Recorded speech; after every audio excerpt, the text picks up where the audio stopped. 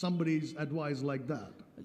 ఈ విధంగా వేరొకరి యొక్క సలహా ద్వారా దేవుడు నీతో మాట్లాడడం లేదు. So when someone says something, don't say God spoke to me. See, because this person didn't know my problem but said exactly what I needed at that time. ఈ వ్యక్తికి నా సమస్య ఏంటో తెలియదు, కానీ ఆ వ్యక్తి నా సమస్యకి సంబంధించినటువంటి పరిష్కారాన్ని ఇచ్చే విధంగా ఆయన ఒక సలహాను నాకు ఇచ్చాడు కనుక దేవుడే నాతో మాట్లాడాడు అని అనవద్దు. The problem with Christians is క్రైస్తవులతో ఉన్న సమస్య that ఏమిటంటే when it comes to hearing the voice of God, దేవుని యొక్క స్వరం వినడం అన్నటువంటి అంశానికి they వచ్చేసరికి always are in search of some supernatural way for God to speak to them. దేవుడు వారితో మాట్లాడాలంటే ప్రతిసారి కూడా సహజాతీతమైనటువంటి విధంగా దేవుని యొక్క స్వరాన్ని వినాలి అన్నటువంటి ఆలోచనల కొరకు వారు వెతుకుతూ ఉంటారు. Always like that. ప్రతిసారి కూడా అదే విధంగా ఉంటారు. It has to be something supernatural. అది ఖచ్చితంగా సహజాతీతమైనదై ఉండాలి అని వారు అనుకుంటారు.